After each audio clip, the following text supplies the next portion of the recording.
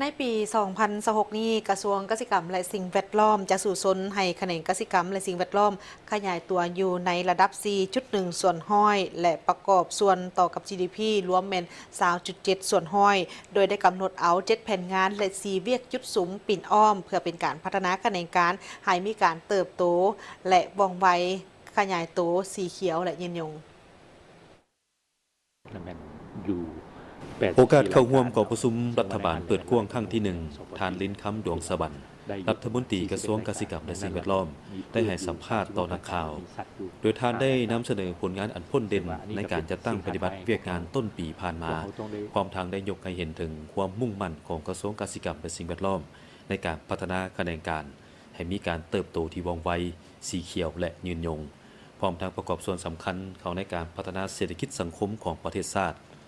กระทรวงเกษตรกรรมและสิ่งแวดล้อมได้ประกอบส่วนอย่างตั้งหน้าในการรักษาเสถียรภาพเศรษฐกิจมหภาคสร้างรายรับจากการส่งออกสร้างเป็นเหตุการณ์ทำในชนบทและวางรากฐานให้แก่การเติบโตสีเขียวที่ยืนยงเกี่ยวกับการค้ำประกันเสบียงอาหารและการผลิตเป็นสินค้าหันและเป็นพวกเขาก็ดีมีการซุกนิ้วการผลิตฤดูแล้งเนาะซึ่งว่าพวกเขาก็สามารถขยายเนื้อที่การปลูกพืชเสบียงและก็พืชอุตสาหกรรมเป็นต้นและแม่นเข้าพืชตระกูลทั่วและก็พืชผักต่างๆหลายขึ้นถ้าสมเทียบใจกันระยะผ่านมาอันที่2มาแล้วแม่นนอกจากนี้แล้วแม่นพวกเขาก็ได้มีการยกระดับกลุ่มการผลิตและสหกรณ์จะเห็นได้ว่าในปี 2025 ที่ผ่านมาแล้วแม่นกลุ่มการผลิตและสหกรณ์เนี่ยมันถือว่าเพิ่มขึ้นเนาะถือว่าเพิ่มขึ้นอันนี้ก็เป็นจุดนึงนะนอกจากนั้นพวกเขาก็ได้มีการเปิดกว้างตลาดส่งออกและมหปัจจุบันนี้พวกเขาก็ได้มีการเจรจาการค้าได้ทั้งหมดแล้วแม่นอยู่84รายการเนาะซึ่งว่าในหันแล้วแม่นหลายคนหมู่แล้วแม่นสปจีนนั่นแม่นถือว่าได้อยู่ประมาณ41รายการในนั้นแล้วแม่นมีพืชอยู่36รายการและมีสัตว์อยู่5รายการเนาะเปิดตลาดกับเวียดนามนี้เนาะมีพืชอยู่19รายการแล้วก็ไทยนี่มี17รายการอันพ้นเด่นบางบุดลมานี่เป็นพวกเขาก็ได้มีการเซ็นสัญญาเนาะกับกัมพูชีกับทางกัมพูชีแล้วแม่นถือว่าในปีนี้แล้วแม่นเมื่อก่อนนี้แล้วแม่นถือว่าพวกเขาก็ได้ส่งผลผลิตของตกลงว่าต้องได้มีการส่งผลผลิตจากสปป.ลาวของพวกเขานี่ไปทางกัมพูชีนี่ประมาณ6รายการและทางกัมพูชีก็แม่นจะเอาสินค้าของกัมพูชีนี่ส่งผ่านสปป.ลาวนี่ไปจีนถึง6รายการเนาะอันนี้ก็แม่นมีการแลกเปลี่ยนซึ่งกันและกันและนอกจากนั้นแล้วแม่นพวกเขาก็ได้มีการส่งออกพืชผลิตภัณฑ์พืช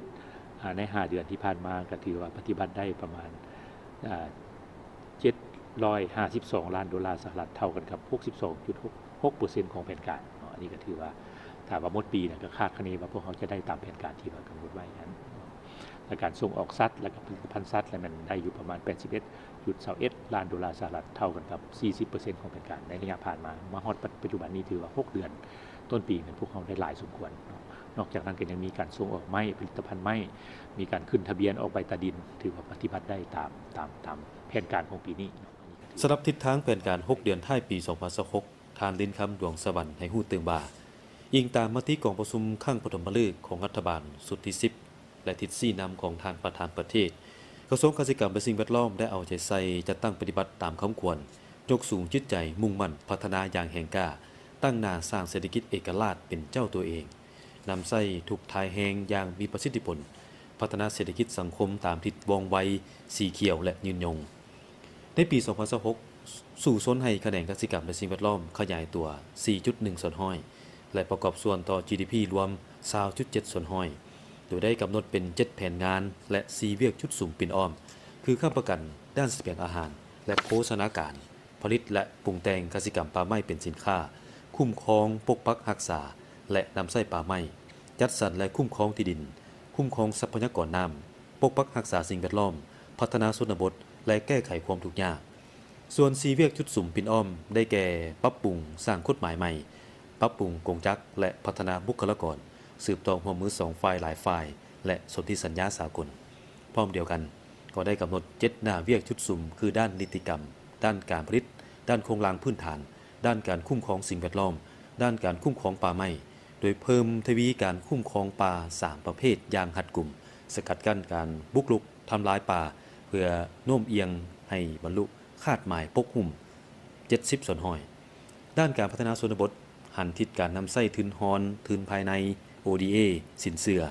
ให้เข้าร่วมกลุ่มเป้าหมายและจุดสุ่มเดียวกันจัดสรรภูมิลำเนาอาชีพให้ถูกต้องตามกฎหมายและยืนยงและด้านการคุ้มครองที่ดินเล็งออกไปตาดินและสร้างแผนจัดสรรที่ดินเล็งผันขยายการรับรู้สิทธินำไส้ที่ดินของประชาชนในเขตป่าไม้พัฒนาระบบข้อมูลข่าวสารที่ดินเป็นทันสมัยหรือดิจิทัลและเชื่อมต่อฐานข้อมูลที่ดิน